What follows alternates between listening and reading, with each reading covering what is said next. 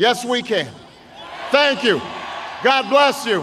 And may God bless the United States of America.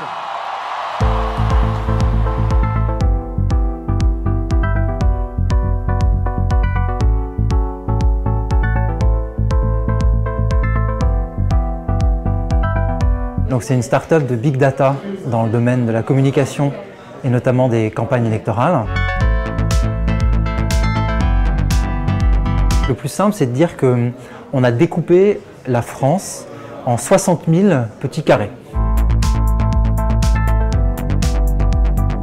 Et pour chacune de ces zones, on a l'ensemble des résultats des élections passées et on a également toutes les caractéristiques sociodémographiques que nous donne l'INSEE. Donc je ne sais pas, l'âge, le revenu, le taux de chômage, est-ce que les gens ont des enfants, pas d'enfants, etc.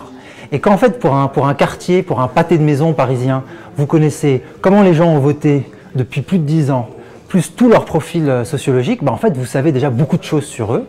Et là-dessus, on applique des techniques statistiques, donc c'est ça qu'on appelle le big data, c'est des modèles statistiques, pour essayer de prédire et de comprendre le comportement électoral des habitants dans chacun de ces quartiers. Mais en raison de la législation européenne sur le sujet, on n'a jamais le droit d'avoir des données individuelles. Donc moi, je ne vais jamais dire que Madame Michel, elle est plutôt à droite, plutôt à gauche, ou elle risque d'aller voter. Je peux dire que tel ensemble d'immeubles, je pense qu'ils vont voter de telle ou telle manière. Donc c'est une grosse différence avec les États-Unis, où là, ils ont accès à des fichiers individuels. Et c'est à partir de ça que les utilisateurs peuvent identifier les zones prioritaires ou les électeurs à cibler en particulier. Ça peut les aider à planifier leur déplacement, à savoir où est-ce qu'ils doivent faire leur meeting, où est-ce que leurs bénévoles doivent aller faire du porte-à-porte par exemple, où est-ce qu'ils doivent distribuer des tracts, etc. Les réseaux sociaux, c'est extrêmement efficace pour mobiliser ses propres supporters.